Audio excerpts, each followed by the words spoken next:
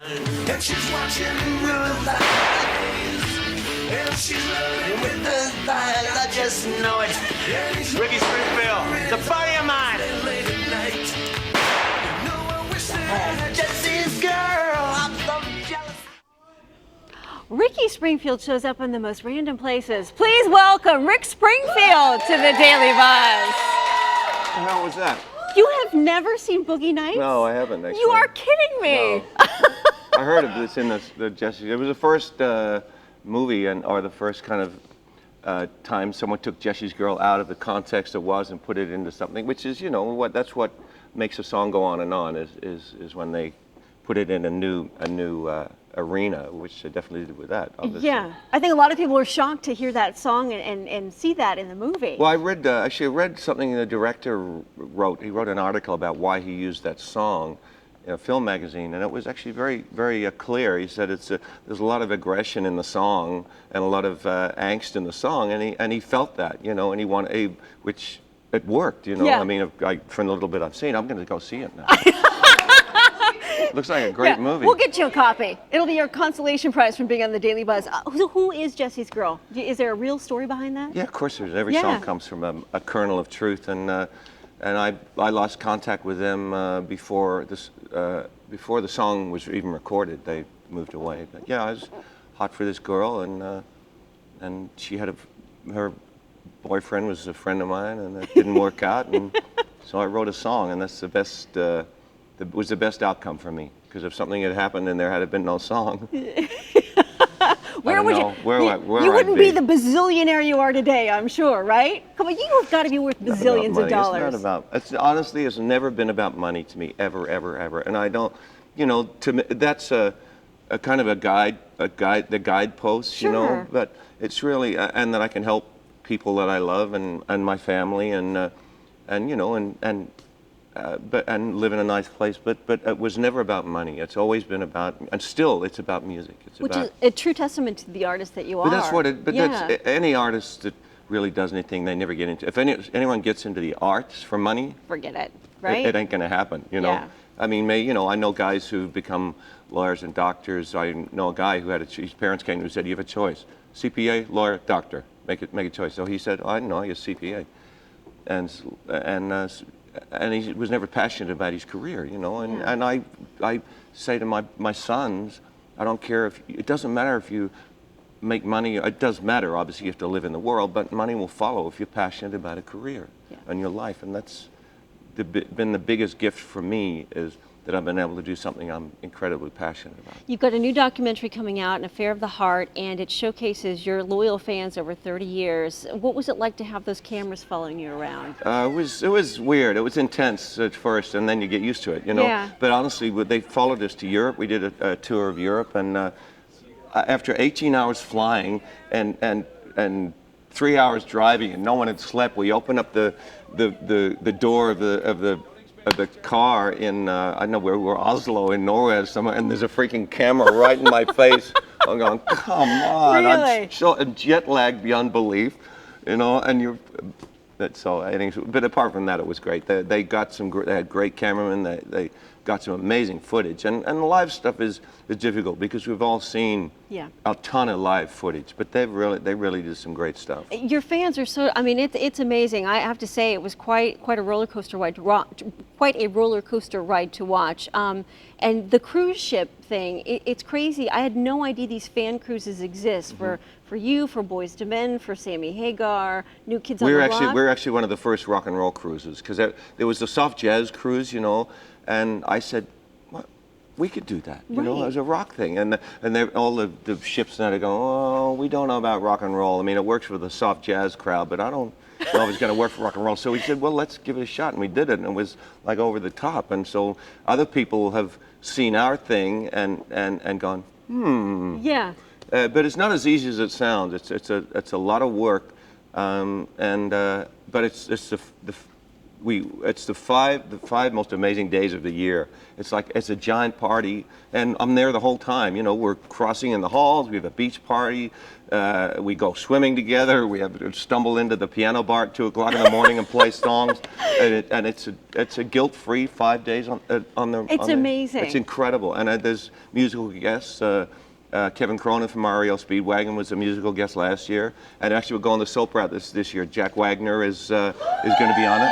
Wow! And my friend Doug Davidson from Young and the Restless, and Mark Goodman from VH1, and we leave from Miami on November 4th for a 5-day cruise. There's a group right over there that will probably be on that cruise. Oh, it's just the most. so If you you're know. a fan. If I was a fan, if I was a fan of, you know, I am a fan. Everyone's a fan of someone. But if someone I was a fan of did it, I'd go on it. It's amazing. Who are you a fan of? The Beatles, but I don't think they're going to do a cruise. Probably not. No, I think Paul McCartney might be a little busy. Paulie, yeah, Paulie. Paulie did a cruise. I'd probably be there. Paulie. Paulie, hey, yeah. Hey, Paulie. Yeah, I don't know. It's a great thing. You know, we drink and party and guilt-free. You know, what happens at sea stays at sea. The documentary is very revealing, but so is your book, Late at Night. It's out on paper book, and the note from you in the very beginning is quite fascinating.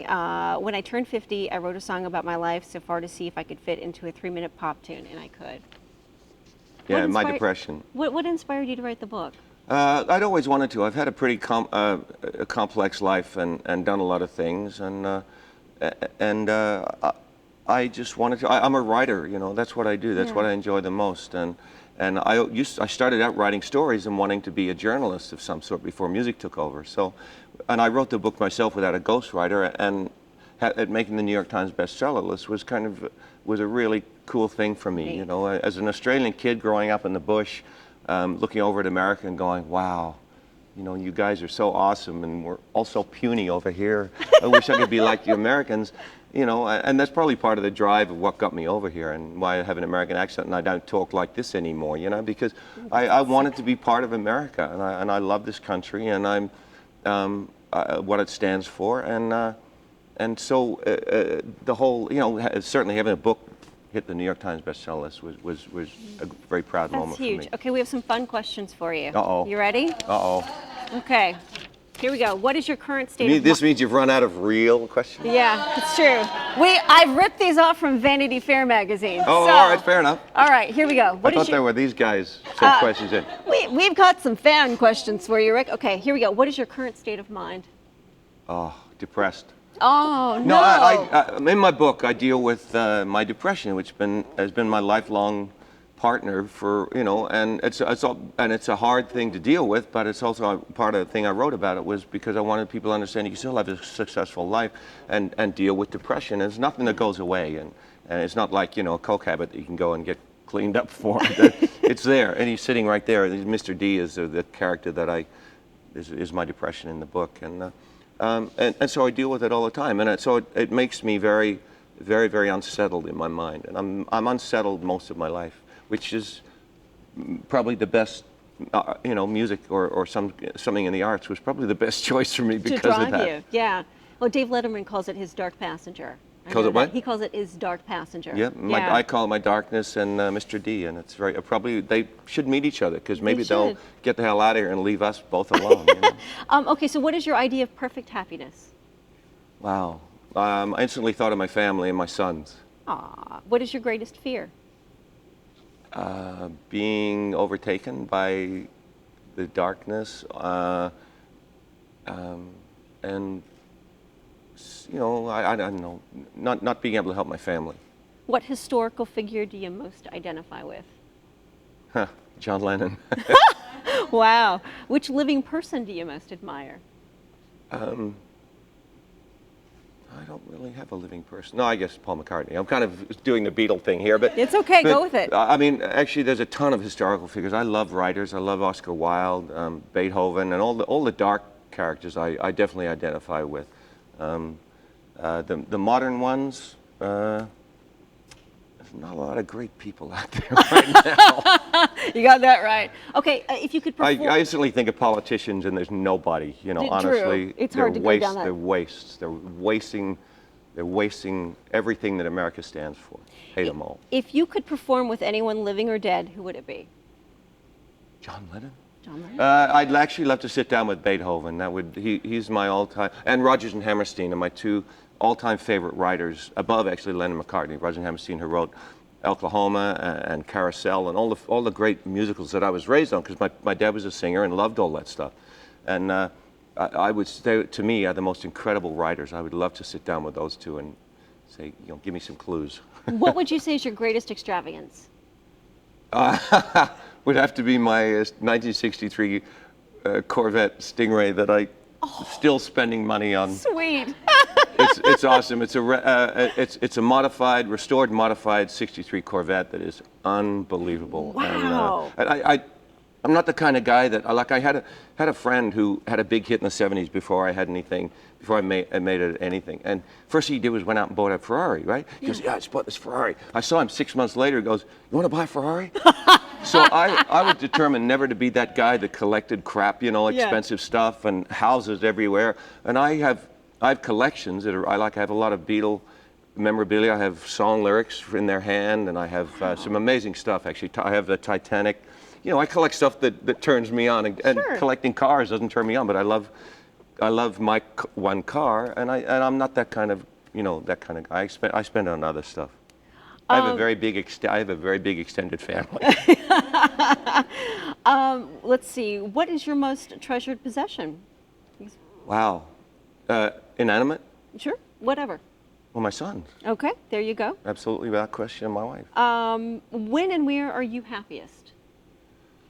Sitting at home in my kitchen with both my kids there, because you never see them these days. They're 25 and 22, and my wife is an absolutely staggering cook and the best person I've ever known, and a glass of wine like right here.